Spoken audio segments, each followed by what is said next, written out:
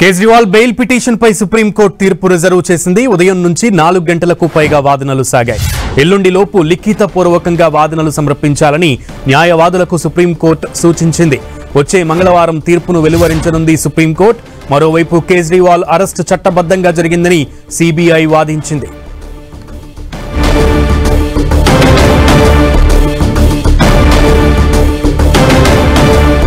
Kejriwal bail petition పై supreme court తీర్పు reserve చేసింది. ఉదయం నుంచి దాదాపు 4 గంటలకు పైగా వాదనలు కొనసాగాయి.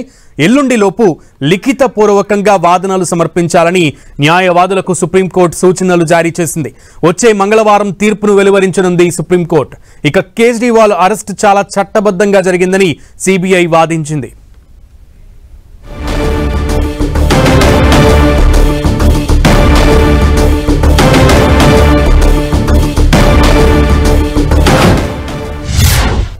రైట్, మొత్తానికి 4 గంటల పాటు వాదనలు జరిగిన తర్వాత న్యాయవాదులు కి సుప్రీంకోర్టు కీలక సూచనలు జారీ చేసింది. లిఖితపూర్వకంగా మొత్తం సమర్పించాలంటూ కూడా తెలిపినటువంటి పరిస్థితి కనబడుతోంది. పూర్తి సమాచారం మా ప్రతినిధి గోపి ఢిల్లీ నుంచి లైవ్ ద్వారా అందిస్తారు.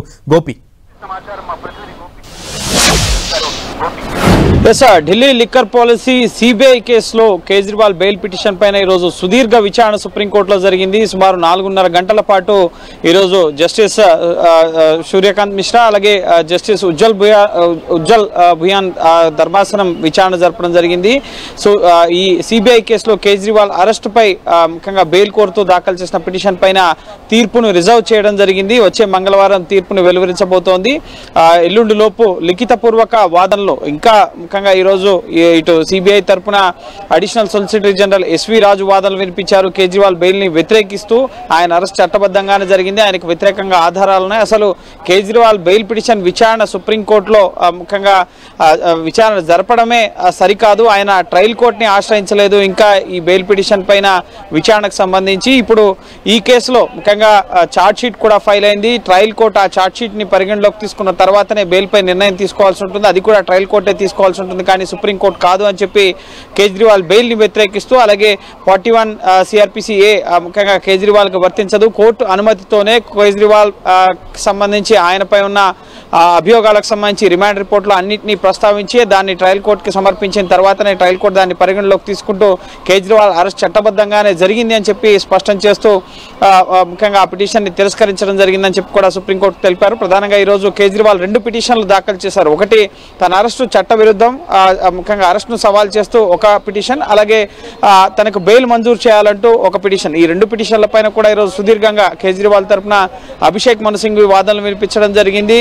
అలాగే ఇటు సిబిఐ తరఫున అడిషనల్ సొలిసిటర్ జనరల్ ఎస్వి రాజు వాదనలు వినిపించారు. ప్రధానంగా కేజ్రీవాల్ తరఫున ముఖ్యంగా ఈ కేసులో చట్ట విరుద్ధంగా అరెస్ట్ చేశారు. ఈడీ కేసులో అరెస్ట్ అయి తీహార్ జైల్లో ఉన్న సమయంలోనే కేజ్రీవాల్ ని ముందస్తు సమాచారం లేకుండా 41A ప్రకారం ముందస్తుగా సమాచారం ఇవ్వాల్సి ఉంటుంది, కానీ అటువంటి సమాచారం కానీ కోర్టు అనుమతి తీసుకోకుండా అరెస్ట్ చేశారు అన్న విషయాల్ని ఇటు సుప్రీంకోర్టుకు తెలియపరచడం జరిగింది. అలాగే ఈ కేసులో ఇప్పటి వరకు నిందితులు ఇచ్చిన వాంగ్మూలాల ఆధారంగానే ఇన్వెస్టిగేషన్ జరుగుతుంది, కానీ ఒక్క రూపాయి మనీ కూడా ఇప్పటి వరకు రికవరీ చేయలేదన్న విషయాన్ని కోర్టుకు తెలియపరచడం జరిగింది. అలాగే ఈ కేసులో ముఖ్యంగా కేజ్రీవాల్ కి బెయిల్ ఇవ్వడం వల్ల కేసు దర్యాప్తు ఏ విధంగానూ ప్రభావితం కాదు, ఆయన వల్ల సమాజానికి ఎటువంటి నష్టం జరగదు, ఆయనకి ముఖ్యంగా విదేశాలకు పారిపోతాడన్న థ్రెట్ కూడా లేదు అన్న విషయాలను కూడా కోర్టుకు తెలియపరచడం జరిగింది.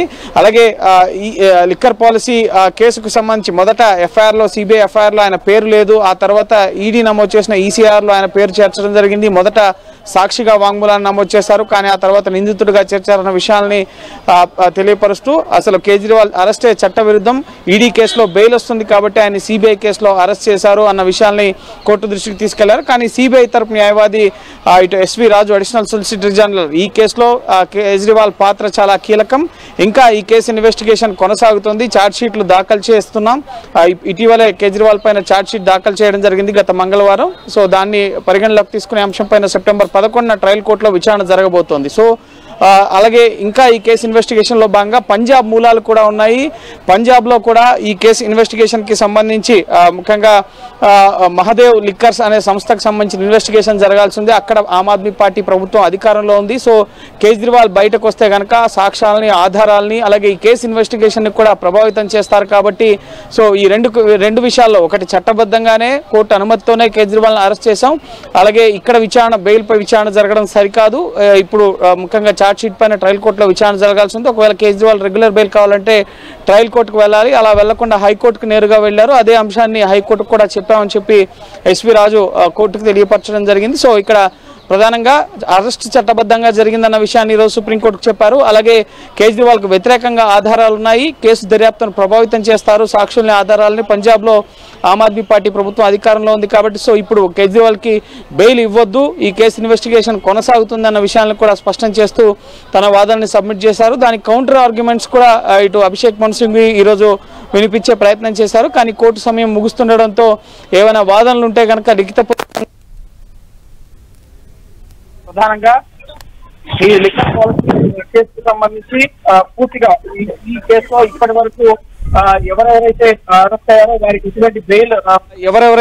అరెస్ట్ అయ్యారో వారికి ఎటువంటి బెయిల్ ముఖ్యంగా సుప్రీంకోర్టులో కవితకి, అలాగే శరత్ చంద్రారెడ్డి, అలాగే మనీష్ సిసోడియా, ఈ విధంగా అనేక మంది నిందితులకి ఈ కేసులో బెయిల్ రావడం జరిగింది. సో ఆ విషయాలను కూడా ఇటు అభిషేక్ మను సింఘ్వి వాదనల సందర్భంగా కోర్టుకు తెలియపరచడం జరిగింది. సో వీటన్నిటిని పరిగణలోకి తీసుకోవాలని చెప్పి కూడా మిగతా నిందితులందరికీ కూడా ఈ కేసులో బెయిల్ వచ్చింది. సో కేజ్రీవాల్కి బెయిల్ ఇవ్వడం వల్ల ఎటువంటి నష్టం లేదు అన్న విషయాన్ని కూడా అభిషేక్ మను సింఘ్వి కోర్టుకు తెలియపరచడం జరిగింది. సో సుదీర్ఘ వాదనల అనంతరం కేజ్రీవాల్ బెయిల్ పిటిషన్ పైన తీర్పును రిజర్వ్ చేయడం జరిగింది. ఎందుకంటే ఇప్పుడు చాలా కీలకం, హర్యానా, జమ్మూ కాశ్మీర్ ఎన్నికలు రాబోతున్నాయి కాబట్టి ఇప్పటికే ఢిల్లీలో నెక్స్ట్ ఫిబ్రవరిలో జరిగే ఎన్నికలకు సంబంధించి మనీష్ సిసోడియా పాదయాత్రను కూడా చేస్తున్న పరిస్థితి ఉంది. ఫిర్ ఆయేంగే కేజ్రీవాల్ అన్న పాదయాత్ర కొనసాగుతుంది. సో ఇప్పుడు ఖచ్చితంగా కేజ్రీవాల్కి బెయిల్ వస్తే కనుక ఆమ్ ఆద్మీ పార్టీకి ఇటు హర్యానా ఎలక్షన్స్ కానీ, ఇటు ఇండియా కూటమికి జమ్మూ కాశ్మీర్లో కానీ కొంత పాజిటివ్ వేవ్ వచ్చే అవకాశం ఉందని చెప్పి ఆమ్ ఆద్మీ పార్టీ నేతలు ఎంతగానో ఎదురు చూస్తున్నారు. ఇప్పటికే లిక్కర్ పాలసీ ఈడీ కేసులో కేజ్రీవాల్కి జూలై 12న మధ్యంతర బెయిల్ వచ్చినప్పటికీ ఈ సిబిఐ కేసులో బెయిల్ రాకపోవడంతో ప్రస్తుతం ఆయన